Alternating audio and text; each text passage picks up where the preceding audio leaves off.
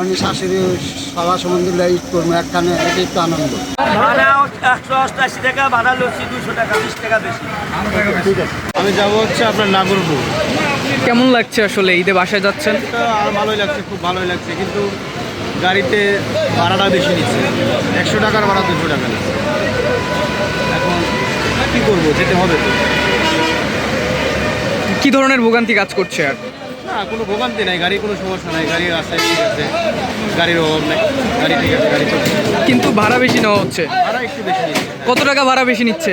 নাগরপুরের ভাড়া হচ্ছে আপনার 120 টাকা, এখন 200 টাকা করে নিচ্ছে। কিছু বলেননি আপনি? বা না, কি বলবো, কিছু বলার নাই তো ভাই, বাধ্য দিতে। এখন কাকে বলবো, কাকে বলে ভাড়া নেব?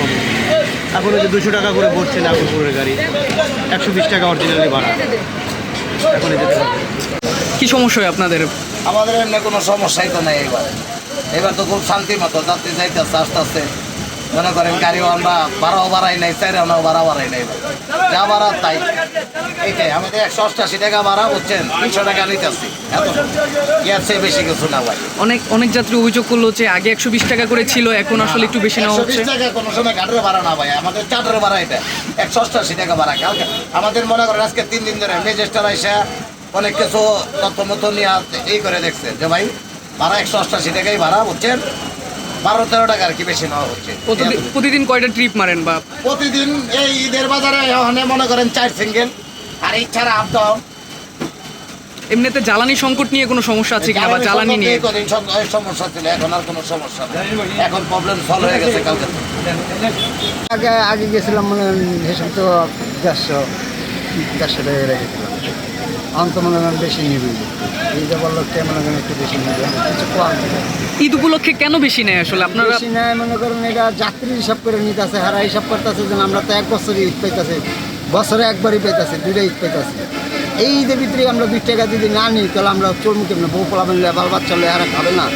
রাস্তাঘাটে একটা দুর্ঘটনা হলে, রাস্তায় একটা টায়ার নষ্ট হয়ে গেলে, কোনো কিছু হলে বেটারা পাবে কই? এই যাত্রীতে নিয়েই মনে করেন হারা দিতে আছে।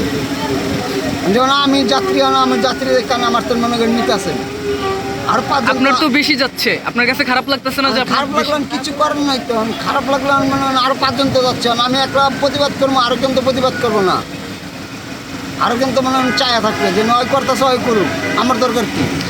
এরকম যদি 17 জন মানে 17 হইতো মানুষ, তাহলে মনে হয় ভালো হইতো, কিন্তু সতর্ক নেই। ঈদ যাত্রা এবছর আসলে কেমন ভিন্নতা দেখছেন? প্রতি বছরই নিশ্চয়ই যাওয়া হয়। হ্যাঁ, প্রতি বছরই তো, এবার একটু মানে একটু ভালোই আছে। কেমন ভালো আছে? যানজট নাই, মানে মানে যাইতে পারবো ভালো মতন, আল্লাহর রহমতে। আল্লাহ যদি চলার মতন তো ভালো মতন করতে পারবো। কেমন লাগছে? ভালোই লাগছে, মানে শাশুড়ি সবার সম্বন্ধে ঈদ করবো একখানে, এটাই তো আনন্দ। বাবা মা আছে? বাবা মা আছে, সবই আছে দেশে। কারণ আছে, আমার মাইয়া আছে, আমার পোলা বোন আছে। তো কি করবেন এবার বাসায় গিয়ে বলেন? এবার ঈদের নামাজ পড়া একটু ঘুরবো। শাশুড়ি আছে, বাপ আছে, বাপের কবরে জিয়ারত করবো, তার জন্য যাওয়া। বাবা আছেন নাকি মারা গেছেন? বাবা মারা গেছে, মা আছে। মারলে একখানে করবো, এটাই আমি আর বাপের কবরটা দিয়ে, এটাই যাওয়াই মেন উদ্দেশ্য।